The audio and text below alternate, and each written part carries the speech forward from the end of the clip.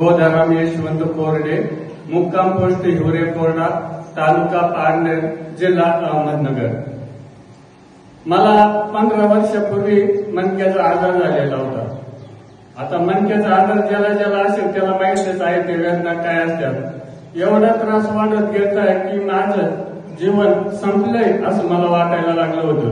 कारण पूर्ण डॉक्टर केले, शिर्डी केलं, अहिल्यानगर केलं आणि सरते शेवटी पुण्याला सह्याद्री हॉस्पिटलला गेलो। हे सगळ्यात मोठं मणक्याचं हॉस्पिटल म्हणून संबोधलं जातं।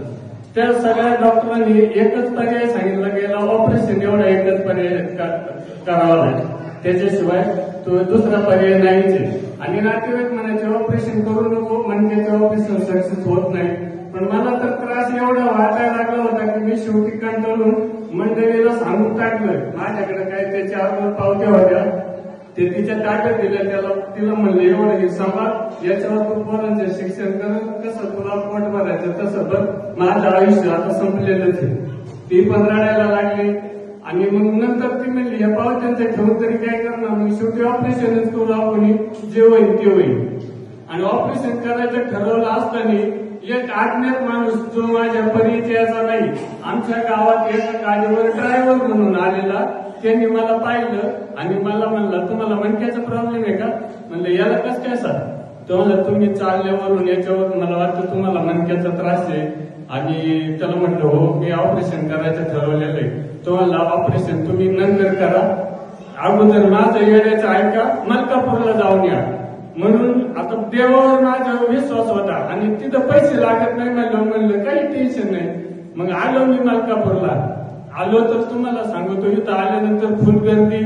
म्हणलं आपल्याला उभं राहता येत नाही, एवढ्या गर्दीत कसं उभं राहणार, पण एवढ्या लांबून आलं बिगर दर्शनाच्या कसं जायचं म्हणलं।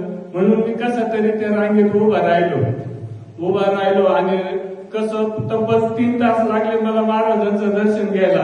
पण तोपर्यंत सुद्धा मला समजलं नाही का मला मणक्याचा प्रॉब्लेम होता आणि आता पाय दुखायचा बंद झालाय। त्यावेळेसच मला वाटलं की आपला पायाचा प्रॉब्लेम तर आता एकदम सॉल्व्ह झालेला आहे। एवढी माझी या देवावर श्रद्धा बसली होती की मी आल्याच्या नंतरच मला असं वाटलं होतं की मला इथं कोणी येणारच म्हणून। त्याच्यानंतर म्हणजे माझी 3 वर्ष मी याच्यात गेले दवाखाने वगैरे करण्यात, म्हणजे 15 वर्षापूर्वी आजार झाला, 3 वर्ष याच्यात गेले आणि मी 12 वर्षापासून इथं मलकापूरच्या वाऱ्या करीत आहे। म्हणजे माझ्या कमीत कमी 85 ते 90 वाऱ्या झाल्या असतील, कारण फक्त वाऱ्यामध्ये लॉकडाऊनच्या काळात बंद होत्या आणि कधी सुतक वगैरे असेल तरच बंद असतात। त्याच्यानंतर माझं पाहून एवढी लोक यायला लागली की आमच्या गावातून आता 2 गाड्या दर पौर्णिमेला असतात, त्याच्यातली एक गाडी तर पूर्ण पेटाडांचीच आहे। म्हणजे एवढे पेटाड नेट झालेत, आता ते पण सगळे अनुभव सांगायला तयार आहेत। आता खूप तेवढ्या म्हणजे 7 पेटाड असेल की त्यांचे कुटुंब उद्ध्वस्त झालेली होती, ते पूर्ववत आता ते कुटुंब व्यवस्थित झाले। ते सर्व नवरा बायको इथं येऊन गेले, त्यांनी आपल्या अन्नदानासाठी दिले, त्यांना खूप समाधान वाटले।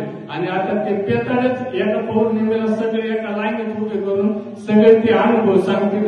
आता याचे ते पेटाडे ते दुसऱ्या पेटाडाला घेऊन आले, म्हणजे बरे किती नीट झाले तिथं।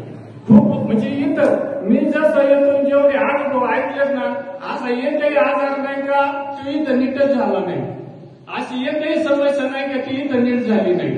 आणि आता जर आपण असं सुशिक्षित लोकांना सांगायला गेलं ना, मलकापूरला असं मलकापूरला तसं, ते एक येणं म्हणलं मलकापूरला सगळे नीट होत्या, मग हे दवाखाने कोणासाठी म्हणलं, हे तुमच्यासारखे आहेत ना काही, त्यांच्यासाठी दवाखाने म्हणले। ज्यांची देवावर श्रद्धा आहे की तिथं जाणार, आणि इथं जे आले ते खरोखर भाग्यवान आहेत। इथं आले म्हणजे गुण येतो आणि इथं कोणी येत नाही, ज्याचं भाग्य उजळलं त्याचं इथं येणं होतं। एवढंच मी माझ्या अनुभव